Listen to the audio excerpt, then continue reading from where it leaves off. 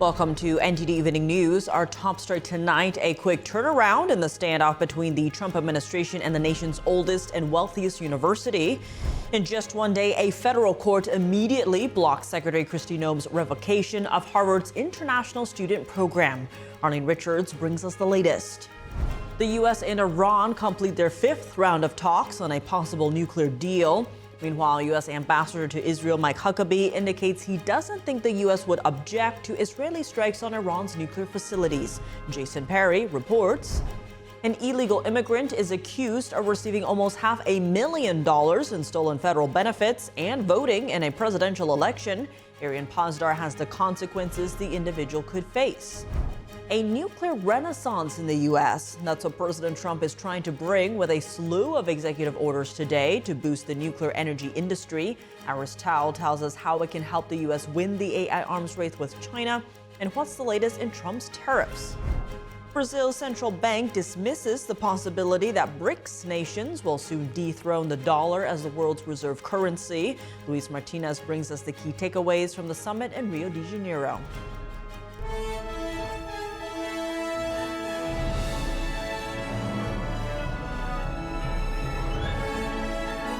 This is NTD Evening News, live from our global headquarters in New York City. Here's Tiffany Meyer. Good evening, and thank you for joining us tonight. A federal court today immediately blocked the Trump administration's revocation of Harvard's International Student Exchange Program.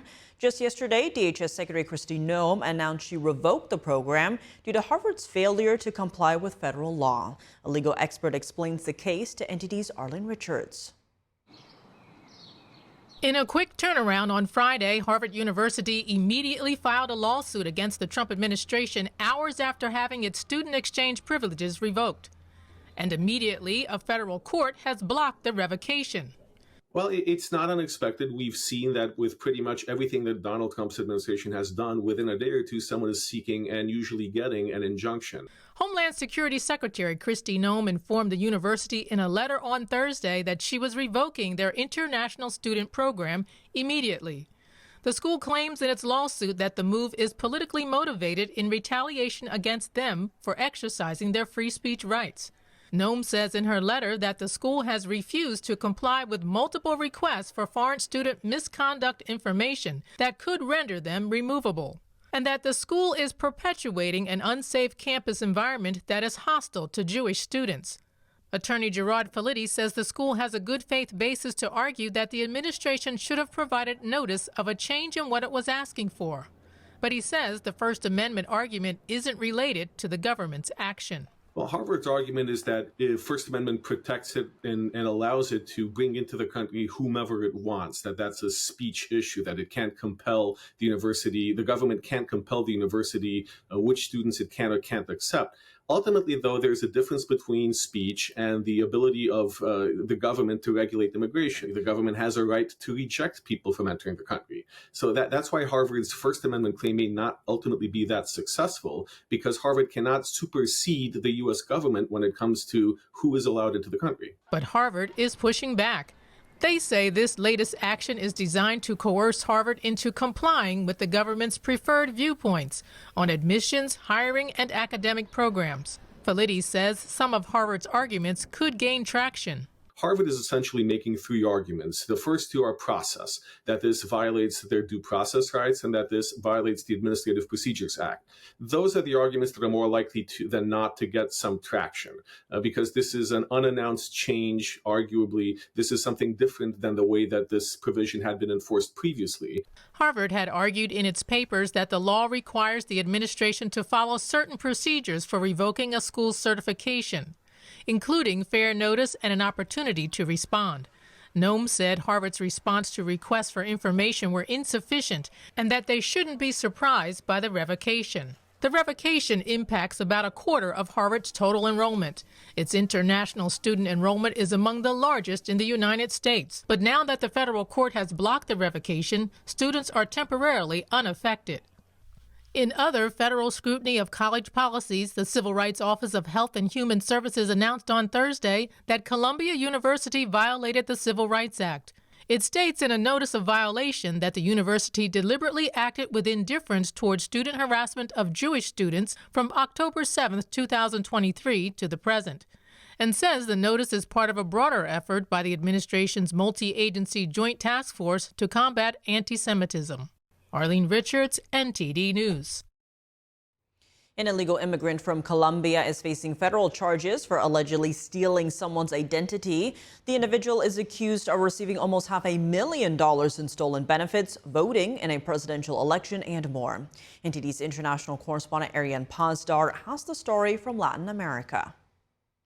59-year-old Colombian citizen Lina Maria Hernandez allegedly lived in the U.S. for over 20 years.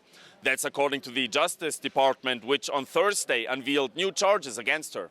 Now, Hernandez allegedly received over $400,000 in rental assistance, food stamps, and more. And according to the DOJ, she also voted in the 2024 presidential election. A statement by the Justice Department reads that for more than 20 years, this defendant is alleged to have built an entire life on the foundation of a stolen identity. Hernandez allegedly used her stolen identity to obtain 9 different state IDs, including a Massachusetts Real ID, and she allegedly also applied for a U.S. passport. She's accused of unlawfully collecting almost $260,000 in Section 8 rental assistance benefits, over $100,000 in Social Security disability benefits, and over $40,000 in Supplemental Nutrition Assistance Program benefits. The DOJ is now charging her with 1 count of fraudulent voting, 1 count of aggravated identity theft, 3 counts of receiving stolen government money, and other charges. Now, if convicted of all charges, Hernandez faces over 30 years in prison and more than $1 million in fines. And after completing her sentence, Hernandez might then also be deported back to her home country, here in Latin America. And in other immigration-related news, there's a bipartisan effort to tackle drone activity from Mexican cartels at the border. The Daily Caller reports that Republican Senator James Lankford is introducing the Border Drone Assessment Act, and Democratic Senator Mark Kelly of Arizona is reportedly co-sponsoring the bill. It would require the government to conduct a threat assessment on unmanned aircraft activity at the nation's borders. Lankford told the outlet that when American airspace is violated by cartels and bad actors, America should be able to defend itself. Kelly said he agrees, adding that drone technology is evolving fast and that it can pose risks to national security. Ariane Pazdar, NTD News. The U.S. and Iran completed their 5th round of nuclear talks today, but no deal has yet been reached. Meanwhile, U.S. Ambassador Mike Huckabee says he doesn't think the U.S. would object to Israeli strikes on Iran's nuclear facilities. NTD's Jason Perry has the latest. A convoy of vehicles was seen leaving the meeting place for the 5th round of nuclear talks between the U.S. and Iran, which were held in Rome on Friday. Key points of the negotiations are the U.S. wants to make sure Iran never gets a nuclear weapon, while Iran has expressed hopes of seeing sanctions on their country lifted. Iran's Foreign Minister Abbas Araghchi said this after the talks. The negotiations are more complex than something that can be resolved in just 2 or 3 meetings. The fact that we are now on a reasonable path, in my view, is itself a sign of progress. Once again, we clearly articulated the principled positions of the Islamic Republic of Iran regarding the negotiations. One of the principles Iran has made public is that they want to continue enriching uranium. And Araghchi warned on Thursday that there will not be a nuclear deal if the U.S. insists on ending Iran's uranium enrichment. There has been no statement from the U.S. after the latest talks with Iran, but the White House has insisted that Iran must give up uranium enrichment. Israel is also concerned about Iran's nuclear enrichment, which could potentially lead to a nuclear weapon because Iran has repeatedly called for the destruction of Israel. Israeli Prime Minister Benjamin Netanyahu said this on Wednesday. We are, of course, in full coordination with the United States. And we hope that if they can reach an agreement that will prevent Iran from having a nuclear weapon, that means that it will prevent Iran from being able to enrich uranium. Netanyahu also said that in any case, the state of Israel has the right to defend itself against a regime that threatens to destroy it. Along those same lines, U.S. Ambassador to Israel Mike Huckabee said on Thursday, quote, "I can't imagine that the U.S. would object to a sovereign nation defending itself against what they perceive to be a legitimate existential threat to their very lives." Meanwhile, Israel continues to defend itself against Iran-backed terrorist groups across its borders. Israel issued evacuation orders to residents in southern Lebanon before striking this building on Thursday, which it says was likely linked to terrorist activity. On Friday, Israel said that a projectile was fired from the Gaza Strip towards Israel and that the Israeli Air Force intercepted it. Jason Perry, NTD News. Rifts among the growing number of Brics nations are casting doubt on their plan to dethrone the dollar as the world reserve currency. Our Washington correspondent Luis Adoro Martinez has more on the story. During this week's ministerial meeting of Brics nations in Brazil, the group issued a joint declaration calling for a more inclusive and sustainable global governance. It is not in the interest of Brazil or our Brics partners to live in a fractured world. We need to strengthen multilateralism and cooperation as tools to address contemporary challenges. Under the motto that Brazil adopted for its Brics presidency, strengthen Global South cooperation for more inclusive and sustainable governance. Brics, a multilateral group of nations originally conformed by Brazil, Russia, India, China, and South Africa, added additional members in 2024 and 2025, countries like Iran and the United Arab Emirates. But the expansion of the multilateral group of nations has also created rifts ahead of their annual summit in Rio de Janeiro, Brazil, this July. We discussed the role of Brics in promoting peace, resolving conflicts peacefully, and overcoming global crises. There were clear statements about the need to strengthen the role of the United Nations, especially highlighting the urgency of reforming the Security Council in order to make it more representative, legitimate, and effective, particularly with greater participation from Africa, Asia, and Latin America. Member nations like Egypt and Ethiopia reject the group's intentions to reform the United Nations and expand the Security Council. And countries like Brazil have already said that they see no possibility that the BRICS single currency could displace the US dollar as world reserve currency, something that the Chinese Communist Party and Russia have openly promoted. What I want from this The Hague summit is it has to be a splash. It has to project NATO at the world stage, not only being from history the most successful defense alliance ever, but also going forward. On the other hand, Secretary General of NATO Marco Rutte has called on the Western alliance to generate a significant impact ahead of their annual summit in June that will take place in The Hague, Netherlands. We know that North Korea, China, Iran and Russia are working more and more collectively. Look what's happening in Ukraine. North Korea, China and Iran are actively supporting Russia's war effort in Ukraine. President Trump has warned BRICS nations that they would face strong tariffs if they conspire to undermine the US dollar. Countries like Russia and the Chinese Communist Party have now opted to strengthen bilateral relations with allied nations. The latest example of that is the Chinese Communist Party hosting the Taliban-led Afghan foreign minister and the foreign minister of Pakistan this week in Beijing. Reporting from Washington, D.C., Luis Eduardo Martinez, NTD News. President Trump today announcing a partnership between U.S. Steel and Japanese steelmaker Nippon. In a post on Truth Social, Trump says the move will create, quote, at least 70,000 jobs and add $14 billion to the American economy. U.S. Steel will be purchased by Nippon, but its headquarters will stay in Pittsburgh, Pennsylvania. The action also reverses former President Biden's move to block the acquisition. Trump says the bulk of the investment will happen in the next 14 months. President Trump signing a slew of new executive orders today aimed at boosting America's energy dominance and ability to win the race with China for AI supremacy. He's also threatening new tariffs on the EU and Apple. NTD's White House correspondent Iris Tao has more. And President Trump signing 4 executive orders on Friday, all aimed at boosting the nuclear energy industry in the U.S. Specifically, they seek to expedite the approval process for new reactors, cut red tape within the Nuclear Regulatory Commission, and encourage mining and enriching uranium in the U.S. The idea being that we can grow American industry on the back of foreign purchasers who are interested in this sort of technology as well. The ultimate goal is to enhance national security by making sure that the U.S. has enough electricity for not only defense projects, but also for America's AI arms race with communist China. that we've got enough electricity to win the AI arms race with China.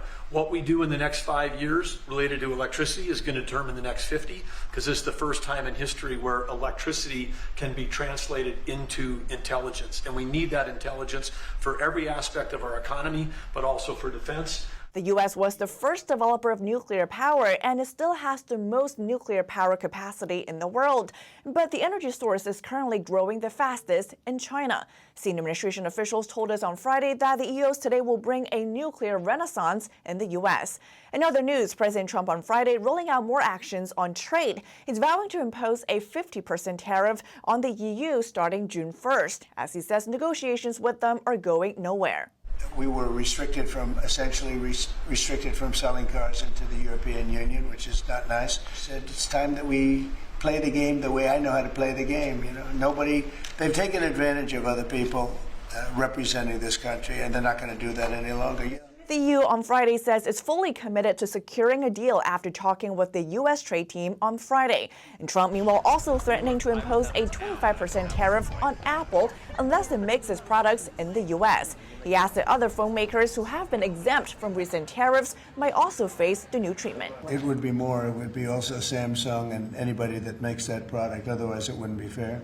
So anybody that makes that product, and that'll start on, I guess, the end of June. And on Friday, President Trump says U.S. Steel will keep its headquarters in Pittsburgh as part of a $14 billion partnership with Japan-based Nippon Steel. And Trump says it will create 70,000 jobs and bring $14 billion to the U.S. economy, and that he will visit the steel plant next Friday for a major rally. Reporting by Iris Tao, NTD News. Coming up, new developments after a small plane crashes into a San Diego neighborhood, killing multiple people and injuring several others. Among the victims is a well-known music executive and a rock musician. Christina Corona brings us the details. Also in California, some business leaders are expressing concern and uncertainty over tariffs. This follows the state's governor and attorney general suing the Trump administration over tariffs. David Lamb reports from the West Coast. The recently released MAHA report says that pesticides are regularly found in blood samples from children and pregnant women, with some, quote, at alarming levels. Jason Blair takes a closer look at the report's findings. And France's parliament is debating a bill that would legalize assisted suicide under certain conditions. The proposal has drawn mixed reactions from both lawmakers and the public. David Vives reports from Paris when we come back.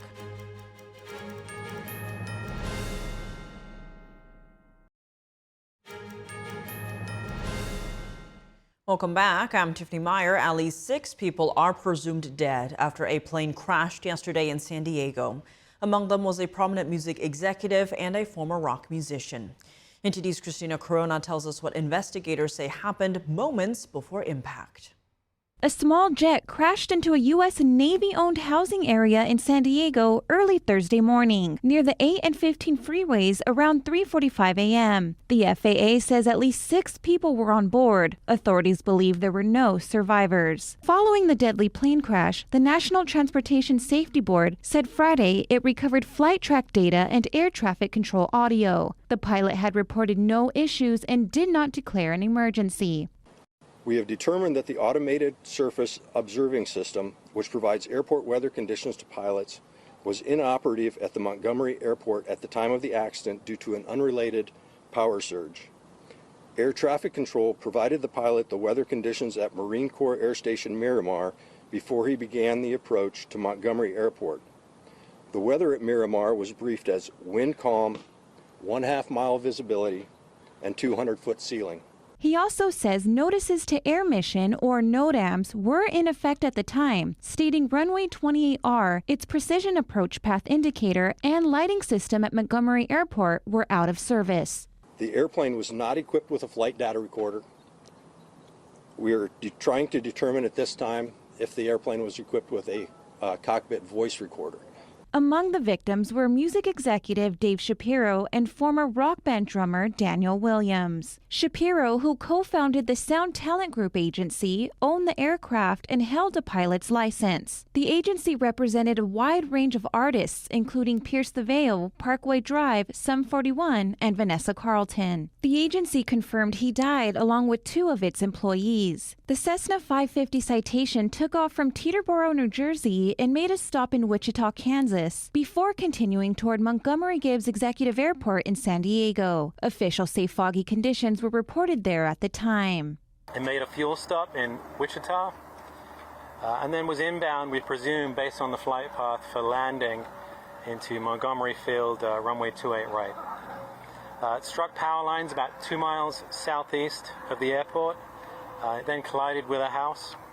The jet crashed in the Murphy Canyon neighborhood, sparking fires in homes and cars with jet fuel rolling down the streets. 8 people in the neighborhood were taken to the hospital for smoke inhalation, including 1 person injured after jumping out of a window. A relief site has been set up for evacuees and displaced families, stocked with donations including food, water, snacks, and clothing. Christina Corona, NTD News.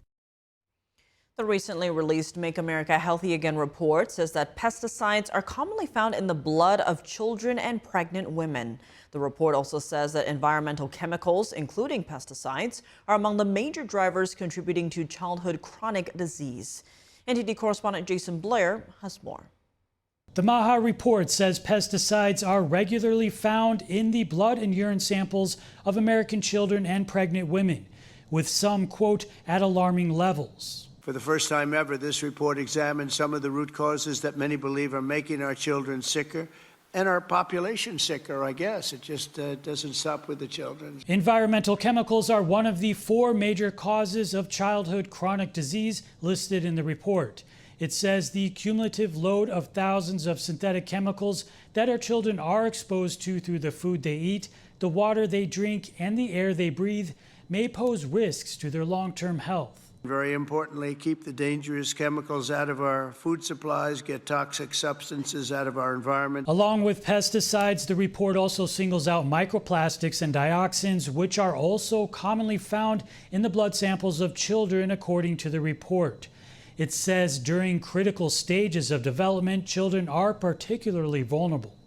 And it suggests that current regulation should be regularly looked at to, quote, ensure that chemicals and other exposures do not interact together to pose a threat to the health of our children. The other main areas the report lists are poor diet, saying that nearly 70% of an average child's calories comes from ultra-processed foods, as well as a lack of physical activity, chronic stress, and over-medicalization. Over the next 80 days, the Commission will build on its work in this report to develop a roadmap to bold and transformative public health reforms for our consideration. The National Corn Growers Association responded to the MAHA report, asking the Trump administration to include farmers in the discussion and to, quote, respect the existing body of science on pesticides. Their statement says the Make America Healthy Again report is filled with fear-based rather than science-based information about pesticides. Health Secretary Robert F. Kennedy Jr. told CNN that this first report is a diagnosis and the next report will have solutions. 60 days from now, we put out the prescription. So we will put out a series of policies to address this issue and to eliminate the chronic disease epidemic. Reporting in Washington, D.C., Jason Blair, NTD News. Making America Healthy Again at the state level. What are individual states doing now to make their children healthier? Tune in to NTD's Capital Report at 7 p.m. Eastern Time to hear analysis and insights from 2 state lawmakers, Wyoming Representative Rachel Rodriguez-Williams and South Carolina Representative Stephen Frank. France's parliament is currently examining a bill to legalize assisted suicide. The bill is backed by President Emmanuel Macron and would allow individuals to receive medical support to end their lives under specific circumstances. NTD's international correspondent David Vives reports from Paris. French President Emmanuel Macron announced a bill on assisted suicide currently debated at the parliament. Macron said it would permit adults suffering from incurable, life-threatening illnesses to request help to die. Eligible patients would be able to receive a lethal substance to administer themselves or with assistance from a doctor or nurse at home or care centers.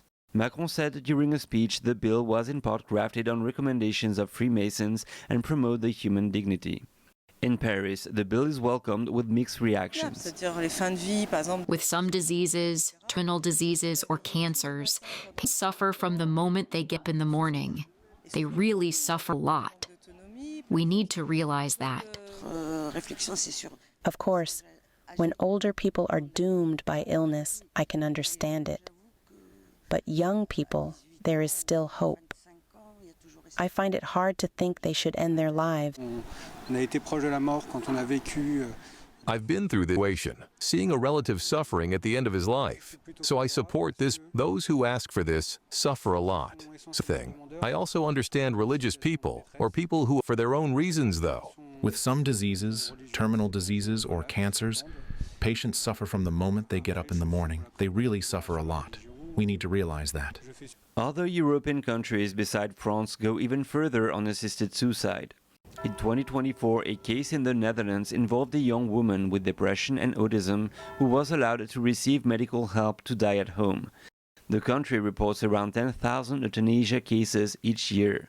Despite strict conditions in France's proposed bill, medical and legal experts warn it could set a dangerous precedent and make assisted suicide more widespread. Gregor Pupings is the director of the European Center for Law and Justice. This bill is so dangerous because it changes its aim, its purpose is to change our understanding of, relation to death.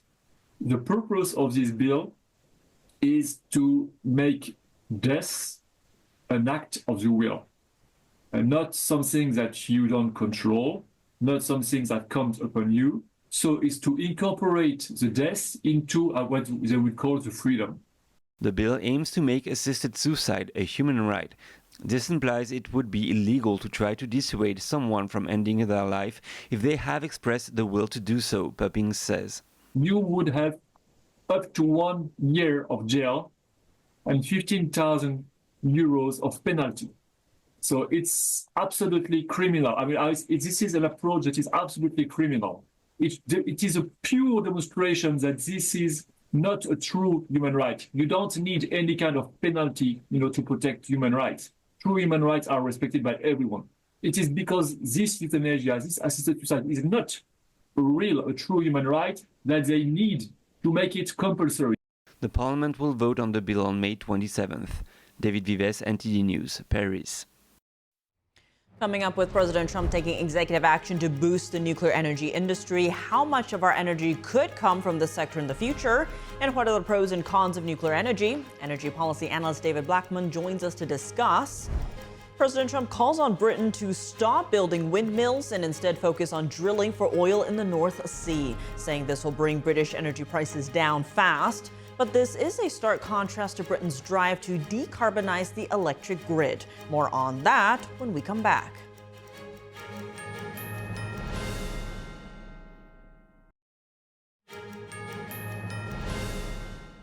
Welcome back. I'm Tiffany Meyer. President Trump today signed 4 executive orders aimed at kindling an American nuclear renaissance. The orders would cut regulations in the industry and fast-track new licenses for reactors and power plants. Joining us now to discuss is energy policy analyst and consultant David Blackman. He's a 40-year veteran of the oil and gas industry. David, thank you so much for joining us. Good to see you again. Now, first, how big of a deal is this? Well, it's a very big deal for American energy security. The goal of the orders, combined with some provisions that were in the bill passed by the House of Representatives this week, is about leveraging America's energy security to enhance national security. And that's by, authorizing this rapid expansion of America's nuclear power fleet. We're talking about currently America has about 100 gigawatts of generation capacity fueled by nuclear power, and they're talking about raising that to 400 gigawatts. In just 25 years, that's the equivalent of adding 3 new power grids the size of what we have here in Texas in just 25 years. So it's a really extraordinary stretch goal of a project, but the the brains behind all this are people who have a long history of getting things done. Now, expanding on that, nuclear energy stock shot up on the news. How much of an appetite does the U.S. have for more nuclear energy right now? You know, it's really changed just in the last few years. For a long time, because of the 3 Mile Island incident and all the mythical stuff that surrounded that in the media and entertainment industries, the nation was very much against expansion of nuclear. But that has really changed dramatically just in the last 3 or 4 years, and now the public is pretty much behind an expansion of nuclear energy. It's so much safer now than the technology was 40 years ago. And, modern reactors, especially the thorium and molten salt reactors that are being developed, are essentially no threat at all in terms of radiation. And so it's a very, very safe industry with a long track record for safety. And I think the country's well behind anything that will generate 24/7 electricity without carbon emissions. It's one of the things that I think is being missed with these executive orders is it signals that the Trump administration is not against decarbonizing our energy fleet here in the United States. Nuclear is a zero emissions power source, and this administration is really intent on expanding it. And David, of course, the U.S. is the world's largest generator and consumer of nuclear energy, with 94 nuclear reactors and 55 power plants. Now, most were built between 1970 and 1990. From your perspective, with the cutting of red tape here, how much of our energy could come from this sector in the future, kind of expanding on your earlier point? Yes, and so it regardless, even with these enhancements and the efforts to speed things up, this is still a technology that requires additional research and development, and this is a long-term project for our country. But the effort here is just to speed up these permitting processes, is get red tape out of the system to the extent you can.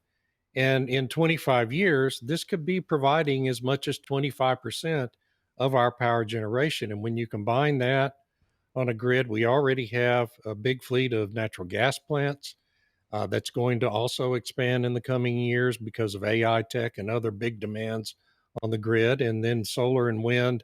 My gosh, solar has had an incredibly rapid expansion in recent years.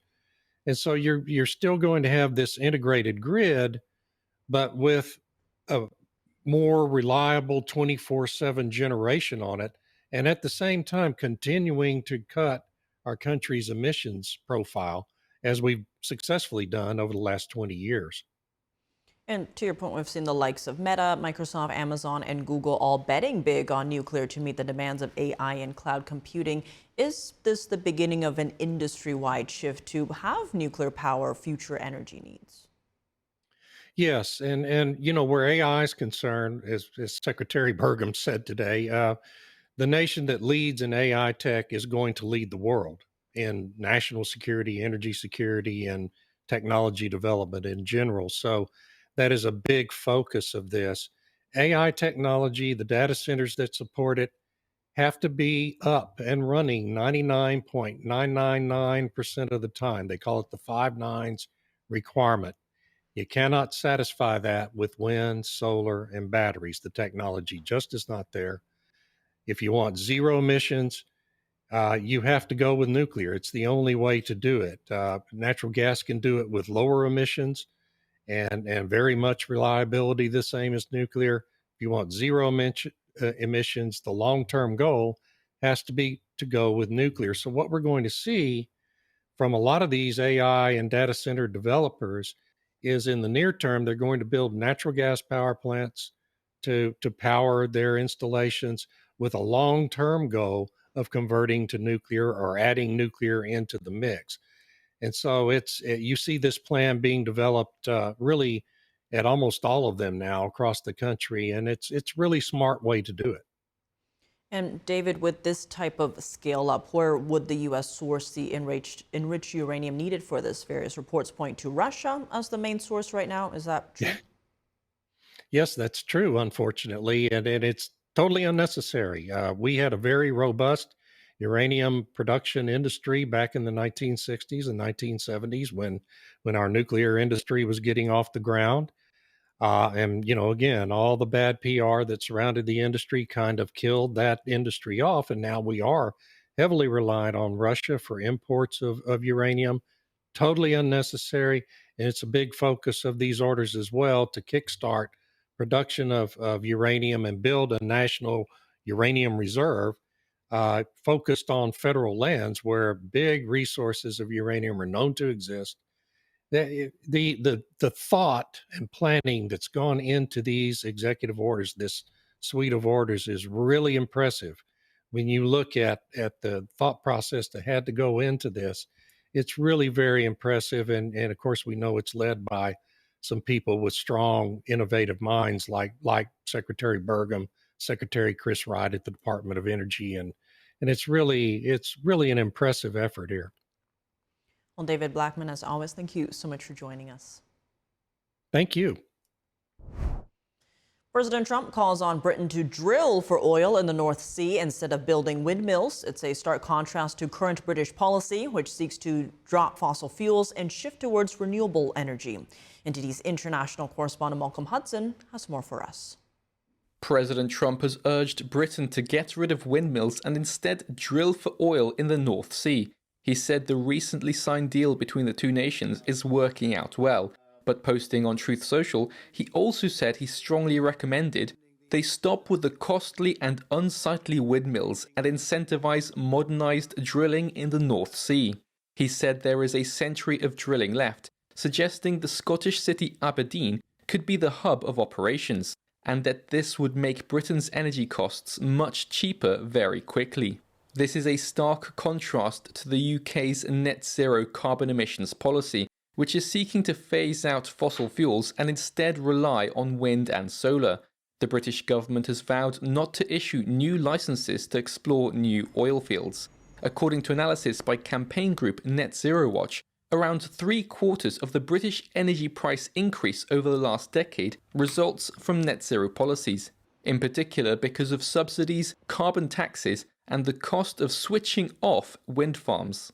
Former British Prime Minister Tony Blair last month warned Britain's net zero approach was doomed to fail.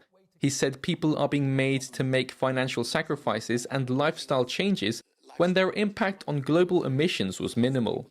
Separately, former head of Britain's Secret Intelligence Service, MI6, Richard Dearlove, warned that net zero policies are a threat to national security, namely because of their reliance on Chinese technology. Speaking to the I newspaper, Dearlove said Chinese companies are dominating the production of microchips and that this could enable the Chinese Communist Party to remotely turn off devices, such as windmills, solar farms, and electric cars. These so-called kill switches have reportedly been found in US solar farms. Dearlove instead suggested the answers to develop manufacturing in trustworthy countries to ultimately replace Chinese technology. Responding, a British government spokesman said the UK's energy sector is subject to the highest levels of national security scrutiny. Malcolm Hudson, NTD News. Business leaders in California today discussed the impacts of tariffs on the state's economy. California's Attorney General hosted the roundtable. NTD's David Lamb reports. Business leaders in California are worried about international tariffs impacting their businesses and livelihoods. On Friday, Attorney General Rob Bonta met with 8 leaders. He estimates that job and revenue losses will significantly impact California. Look at it. Look at the evidence. Listen to the businesses who are impacted by them. Listen to the mom and pops. Listen to the consumers whose costs are going up and are struggling with inflation, who are screaming and have been screaming, lower my costs, don't raise them. Just look at the data. Everywhere you look, the answer is the same. The tariffs are devastating. The tariffs are unlawful. The tariffs are bad policy. President Trump has been an advocate for reciprocal tariffs, stating that they're fair since other countries impose tariffs on the U.S. Trump has previously stated that before the U.S. economy will strengthen, there would be a phase of rough times. NTD asked Bonta for his comment. So this idea that, hey, just suffer, and maybe one day, someday, maybe it'll get better, is cold comfort, and there's no confidence in that. This is, these tariffs are providing the opposite of what the business community always craves and deserves and needs. They want predictability. In April, Bonta and Governor Gavin Newsom sued the Trump administration. They claim that the president does not have the authority to impose the tariffs. The roundtable participants expressed hope that there will be a resolution soon. In San Francisco, David Lamb, NTD News. Coming up, the 124th edition of the French Open is just days away. Spaniard Carlos Alcaraz and Poland's Iga Świątek are among this year's favorites to win the tournament. And have you heard about bakery tourism? It's a trend on the rise in the UK, which is turning local bakeries into travel destinations. We take a look after the break.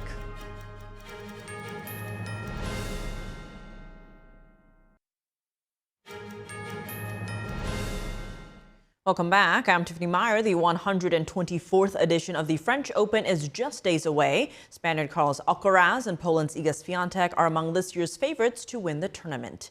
NTD's Andrew Thomas has the latest.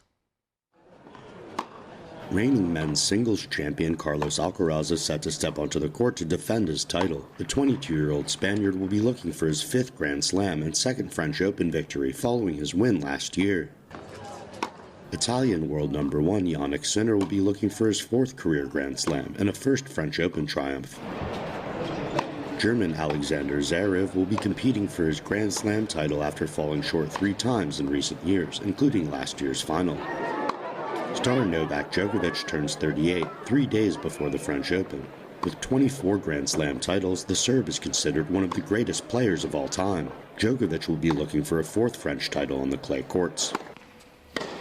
Women's singles champion Iga Świątek looks to defend her crown in Paris. The Polish player has 5 Grand Slam titles, including 4 at the French Open. American Coco Gauff will look to improve on her record in Paris after losing the 2022 finals to Świątek. The 21-year-old won the U.S. Open in 2023. Italy's Jasmine Paolini will be coming into the tournament after an impressive win at last week's Italian Open in Rome. The 29-year-old beat Gauff in straight sets in the final. China's Qinwen Zheng is looking for another win in Paris after winning Olympic gold. Zheng reached the top of the podium at Roland Garros in 2024 after a semifinal victory over Świątek. Andrew Thomas, NTD News. How far would you go for the perfect pastry? Bakery tourism is a trend on the rise in the UK, and it's turning local bakeries into travel destinations. Let's take a look. Maddie just arrived at this bakery on the border between Scotland and England for the pick of the crop, chocolate and fruit-stuffed croissants. For this professional cyclist based in London, having her favorite sweet treat also gives her motivation in her profession. I find the satisfaction of getting a really good baked good, almost like amazing motivation for riding. Once I actually rode from northern Spain to France for a croissant because I really wanted like a traditional French croissant. It was a 2-day ride. Oh my god, it was so flaky. The appreciation is also satisfying for the bakery's owner. I think this kind of shows some sort of recognition for craftsmanship. A bakery tourist is someone who travels often long distances to visit and enjoy the baked goods from a specific bakery. This trend, known as bakery tourism, has gained significant popularity in the UK and globally. Traveling for bakeries is a new thing for me. I used to be a chef, so certainly when I travel, the first thing I look up is food. Another bakery is famous well beyond its South London premises. Among the fans is Millie Kenny Ryder, an author who has made it her mission to sample the best of bakeries across the country. Britain, I feel, has so many interesting bakeries in little towns and outside cities and all over the country that I wanted to showcase and champion. So many great bakeries that are worthy of a trip. As bakery tourism becomes more visible, it highlights how food can influence travel choices in new ways. And that's all for today's news. For round-the-clock coverage, visit us at ntd.com/live or download our NTD app. Thanks for tuning in. I'm Tiffany Meyer. Good night.